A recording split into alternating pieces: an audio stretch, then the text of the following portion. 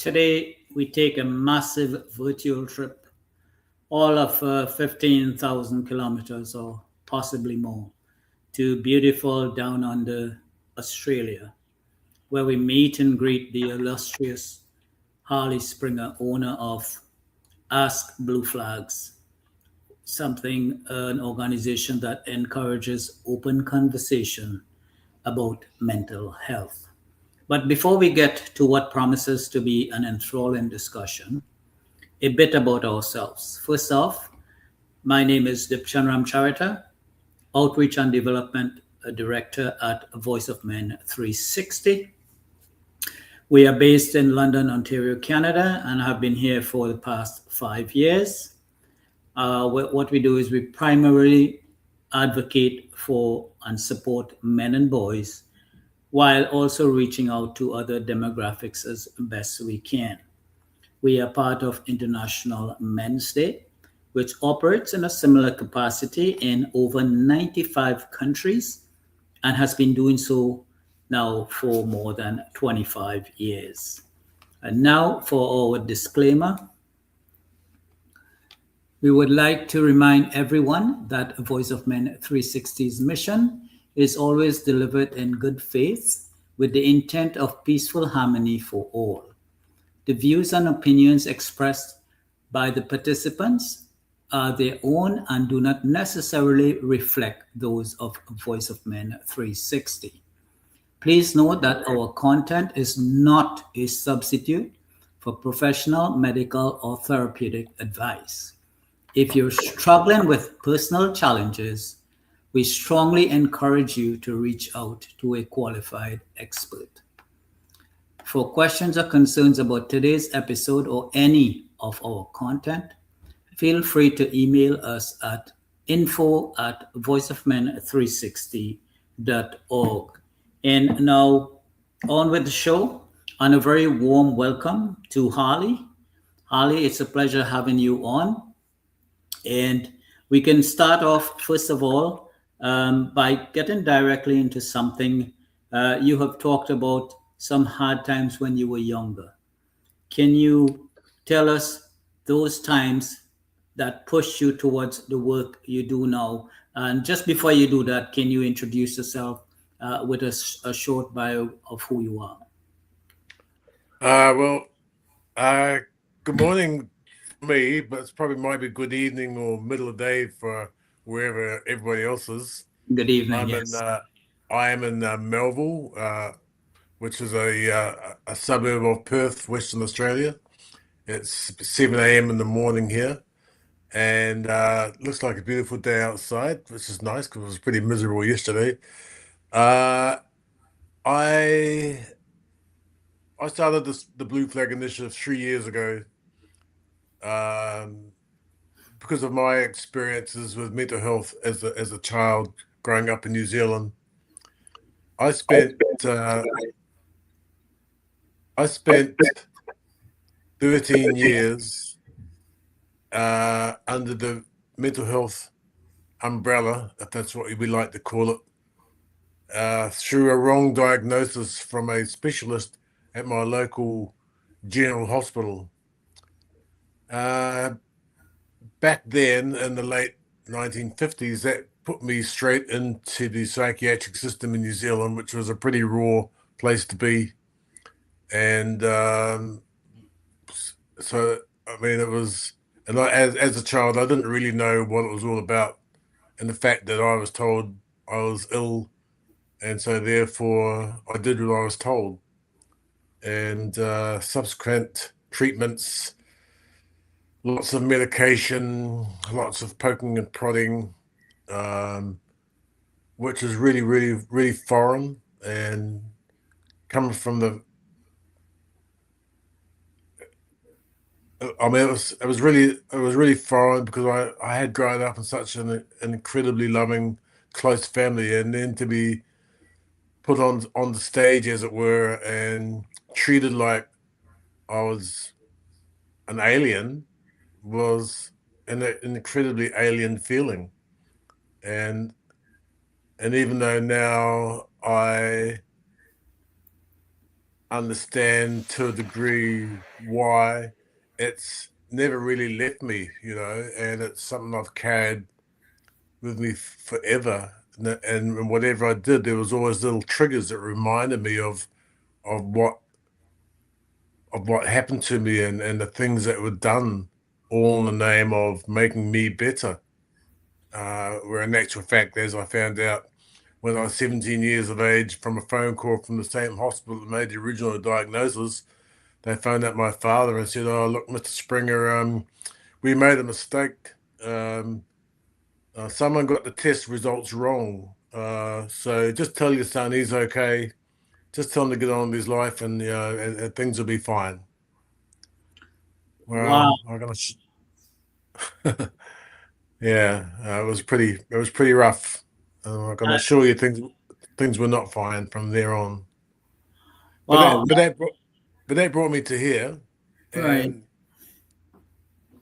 and I know how hard it is, really hard for men. It was really hard for myself for a hell of a long time to be able to talk about what happened, because I guess I was just in a state of shock for so long. Um, and when I did find out, I rebelled in ways that I wouldn't recommend to anybody. But at the time, I didn't know what else to do. And so I know how hard it is for guys, especially guys and boys, to actually talk about what's going on. So I'm trying to make it easier for them to do so. And that's the story of the Blue Flag, really. Right. Well, not to undermine what you've been through, but obviously, it's something that you seem to have marshaled well over time, and to get yourself to the position you are in now is obviously commendable. So, kudos to you for that. And speaking of moving on, you now have the organization askblueflags.org. Can you tell us in simple words what this is about and what do you want people to find there? Uh, word the word ask, like the flags, little flags on the back wall. I give the men, and the younger guys to come and see me for a conversation. I give them one of those flags to take home. And the flag really is, to me, I see it, these flags as like leaves on a tree. And I don't know if you have it all around the world, but in Australia here we have the blue flag, um, which identifies mental health. And quite often when you're in the countryside driving around or in the city, you'll see a dead tree that's been painted this particular blue color, and that signifies its awareness of mental health in these areas, like in Australia, in Western Australia particularly. uh, the rate of suicide through mental health is just unbelievable. It's just, and so many young men and farmers take their lives uh, through one form of trauma or another. And so, and for what I've been through, I kind of connected it with the flag. So the idea is you have a flag in your house, and if you need a conversation but you don't know how, you put the flag out, and the flag asks for a conversation. It asks for someone to listen, because that's what we all need. We all need to be heard, and that's the idea of the blue flag, and Well, basically. yeah. Yeah, that's something that obviously, if people were to take it to heart, they can certainly benefit from the concept. I can't say, speaking of the blue flags, if I've noticed any in our area, but what I can say is mental health, I think finally is being given some sort of recognition that it should have been given years and years ago. And as you mentioned, suicide, it's an awful thing worldwide, especially men and young boys who seem to carry the brunt of it. So it's something that is seriously in need of addressing, and hopefully, with more and more input and more resources and whatnot, we will make a big dent into it. as soon as possible. And we Yes. will, yeah. Sorry, go ahead. I don't know. I I totally agree with what you're saying, and it's something that should have been addressed a long time ago. But the powers that be just push it aside. It's not a subject that they want to acknowledge. It's something that just gets swept under the carpet. Yeah, Uh, and it's totally wrong. And it's something, like you say, it needs to be addressed. It needs to be addressed at a very early stage, not wait till it's too late. absolutely. And again, I think there are inroads being made, though not fast enough. But so far it seems to be encouraging a bit. But we have a long way to go to address the deadly impact of suicides, especially among men and boys. And we were discussing before the show, and you were talking about men's inability, and that's a worldwide thing to be able to come to the forefront when they have an issue. And so a lot of men don't talk about their feelings. Why do you think that is, and how can we make it easier for them? It's that it comes back to that old word, that terrible word that's also not used, and that word, the stigma that is Yeah, attached. Men for too long have been told to, like, um, we don't talk about that. That's you're a man. You know, men don't talk about stuff like that. I mean, this goes back to. I always think about what some of my grandfather told me when he came back from the later in life. When he was able to talk about it, when he came back from the trenches in the First World War. They were told when they got back that by their general, when they all got back to Wellington, when they all shipped back on the wharf in Wellington, the general got up on the ship when all the soldiers were down on the wharf, said, "Lads, um, you don't talk about what you saw over there. We just forget it. It didn't happen." And that is the whole message we still get now. We don't talk about it, and that's why a lot of those men, I believe, turn to alcohol and I mean,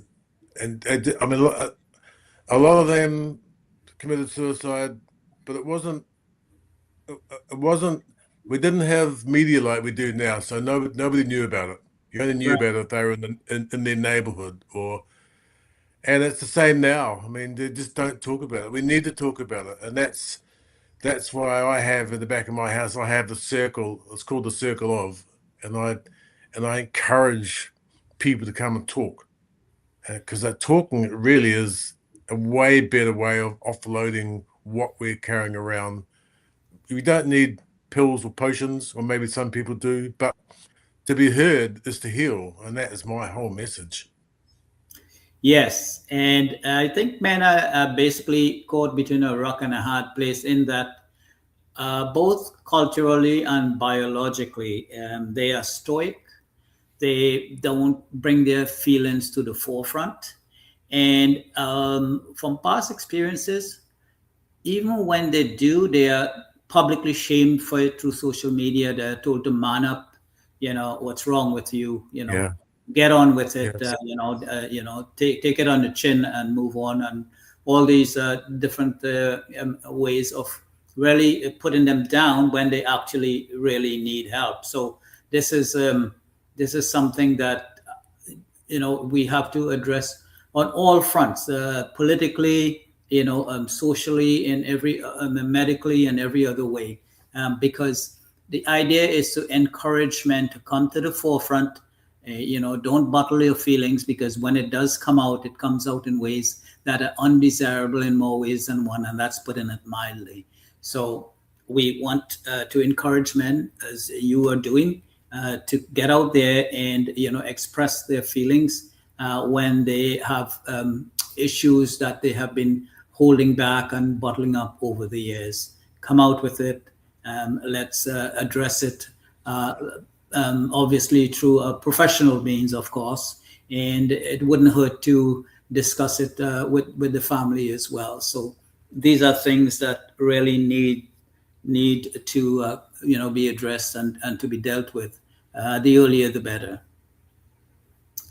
you It's know. that's dead right. That's not something that we can just assume is not there, because it is so there. It affects all the families, it affects all the children, it affects the whole community. I mean, if we all have a nicer community, which Yeah, really is the whole planet. We're all one big community, yeah, uh, and we need to be able to be a community, to be a happy community, and not have these little pockets of fear, which a lot of people live in. Just imagine a fear-free world. Wow, that'd be so friggin' awesome. yeah. Yeah, it's absolutely the case. And again, I think one of the reasons the fear factor comes in because you're fearful, like your peers, and people that if you're on social media or whatever, people are going to come out and say, like, what's wrong with you, get on with life, it's not you Sure. alone in Yeah. this world. You alone don't have problems and all these other discouraging, comments that are made towards men especially. So it's something that we all should take responsibility for, and go out there, through academia, get the message across through social media, through the government and private enterprise, private organizations, NGOs, whatever the case might be, and get to the understanding that human beings are human beings.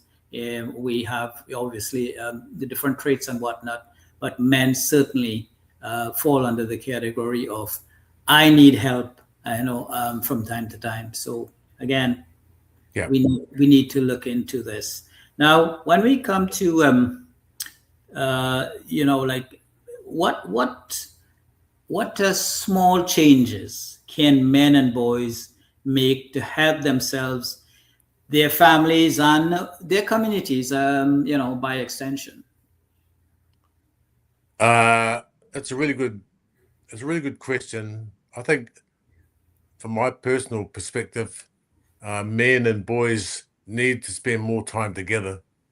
There's so much separation, especially here in Western Australia, because Western Australia is really based on, to a large degree, the mining of minerals. And so fathers go away. They go and do what they call FIFO work, time on, time off, to work in these mines. So I know, look, I did it for a long time, and when I first started doing it, it was 10 weeks on, 1 week off, and then it went down to 8 weeks, and then 4 weeks. But that's a really long time. It wasn't so bad for me because I didn't have any children here. But mentally, it was still a real strain. But put yourself in the shoes of the men that have to go away because everything's so bloody expensive here in Australia. They've got Right. to go away. They've got to go away to work to feed the family, to pay the mortgage, to pay off the cars, the boats, the whatever. So the children are separated, and the boys are separated from their dads. And the time Wow. when they really need them, like little boys need their dads around, and the dads are not there. So they don't understand. I mean, and they're brought up by a system that doesn't understand it either. Not taking anything away from their mums. Their mums are all beautiful, beautiful women, and it's a struggle for the whole family. But not to have dad there is a huge strain on the kiddies, and that really reflects those children through their whole being, their whole existence there, because dad is dad, and we all need their dads. Even now, I wish my dad was still here because I really miss him. Um, he was a big influence on me, and he always will be. The messages I learnt from my dad, I'll carry with me until I'm not here anymore. And I've given them to my son, and he'll give them to his son when my new grandson arrives in October. He will also learn what I learnt from my father, and messages will carry on. But for those kiddies that grow up without their dad, that's they're not going to learn. How are they going to learn that? That's just terrible. Yeah, this So is yeah, this is a worldwide phenomenon, and it happens in all across all cultures, where when there is an absent dad for whatever reason, it really yes, takes a toll on the child, the household, the community. Everybody pays a price, and some people think this is controversial, but I don't think it is. And no, there is sufficient anecdotal evidence. I don't think there's any empirical studies done, but it shows that children without growing up without a dad suffer severe consequences through drug, prison, yeah, yeah, prostitution, runaways, and all these things. Get to some really high proportion as compared to with two-parent household or even a single dad household. So that's a big issue with our culture. Some people push back and say that there are other reasons for that, but it seemed there was one common denominator, and that's the dad is missing. So whatever the reason is, the yeah, bottom line is if the dad is missing, uh, everything goes downhill, and the yes, children yeah, suffer the most. And that's something again, that seriously needs to be addressed. that's it, right, yeah. It is a really bad situation, and but it's up to us men that are still here to try and step in and fill those places. So that's one reason why I have the circle out the back, so I can get men and younger guys will come here. We sit at the back and drink tea and have a conversation, and we Yeah, just talk about what the hell is going on within ourselves. And look, once you can respect yourself, yeah, then you can respect the bigger picture. But in order to be able to do that, you need to be heard. And so I guys get guys come here, we sit round, yeah. and I listen. I prompt them to talk, and then I listen, and it makes such a big difference to be Right. heard.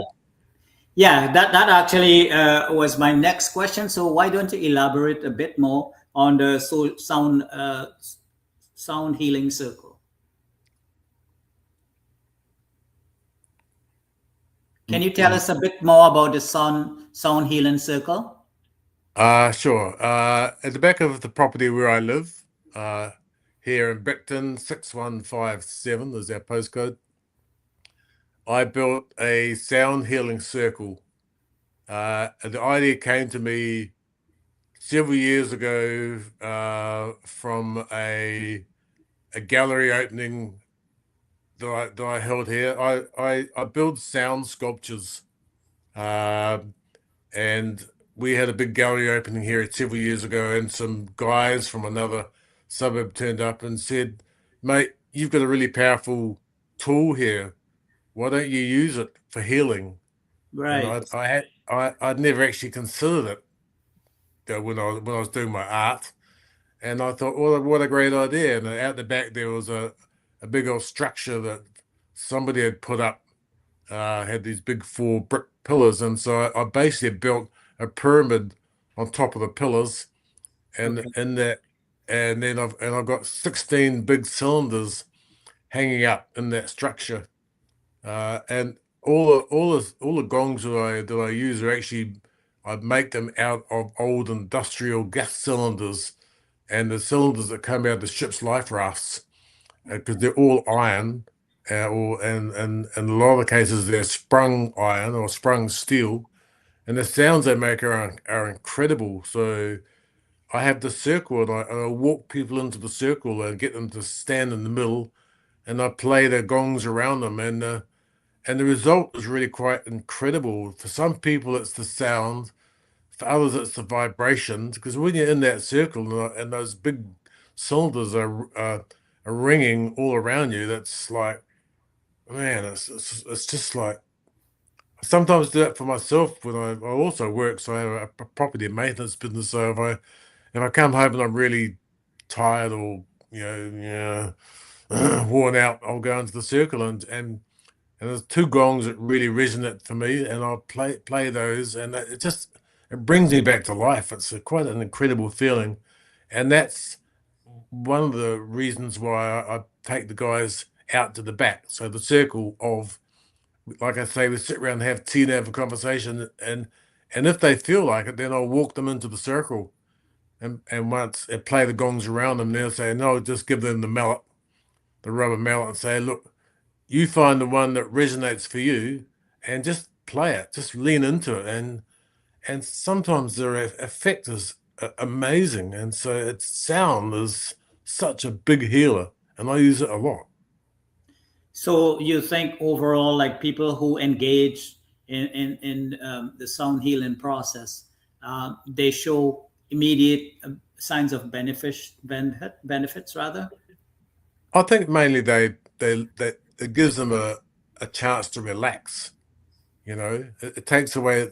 It seems to take away the anxiety that a lot of them carry, and that does for me. It's quite an amazing change comes over me, and I think that works a lot for a lot of people.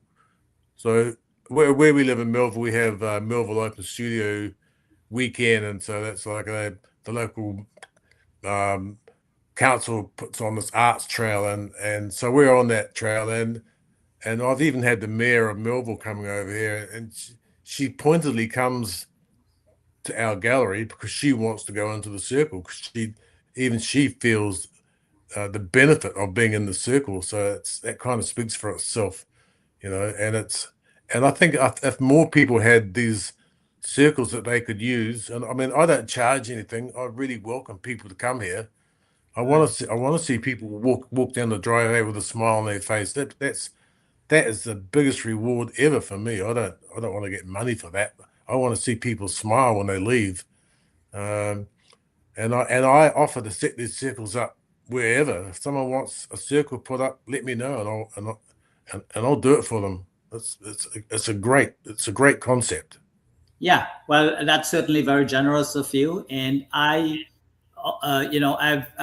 been on YouTube and I've seen the gongs doing their thing, and it does put you in a different zone. From my little experience on YouTube, I can tell you, when I turn up the speakers and I close my eyes, I'm in a different zone. So I Yeah, can only imagine what it's like to have a live presentation, to be part of a live yeah, presentation. So yeah, sure, yeah, yeah, that's certainly something that worth exploring to those out there who might be in the area, who might want to get be a part of it. So I would encourage that as well.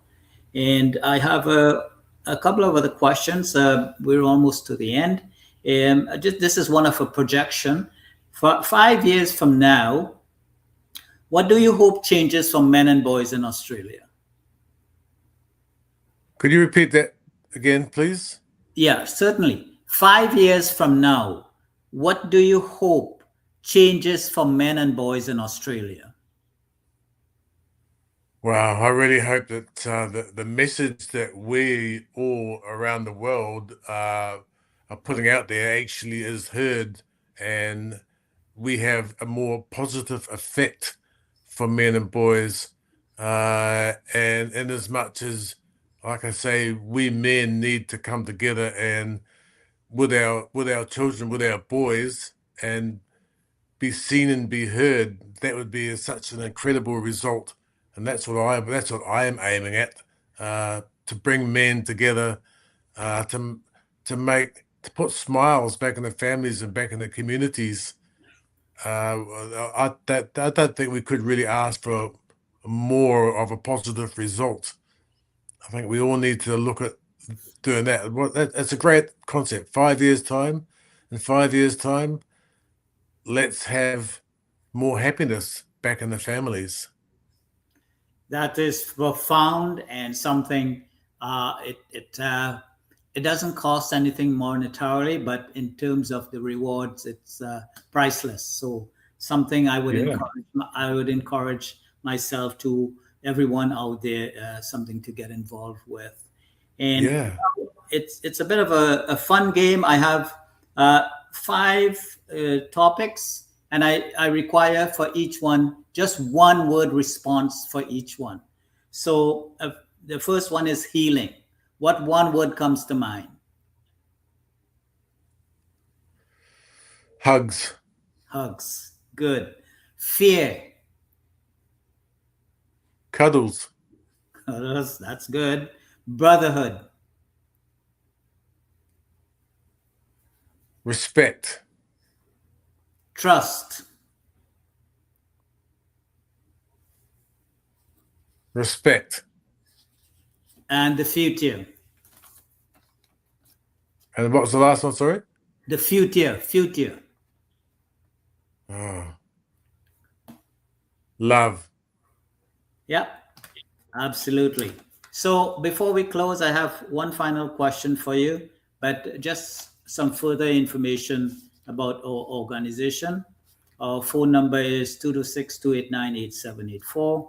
We have, excuse me, our email info at voiceofmen360.org, and our website is www.voiceofmen360.org. You can also find us on pretty much all social media: Facebook, Instagram, YouTube, you name it. We encourage you to join our Facebook group and share your thoughts. We have tons and tons of videos like this one on there. You're free to make suggestions or whatever the case might be, comments, criticisms. We would take that as well, and get involved with us as much as you can. So again, voiceofmen360.org is our website. So we encourage you all to join. And as we close off here, our final question for Harley is a simple one, but an important one. Can you share your contact, whatever information you feel comfortable sharing for those who would want to learn more about you and the work you do? Can I share your contact information? Yeah, I can do that for sure. I'm not too sure how though.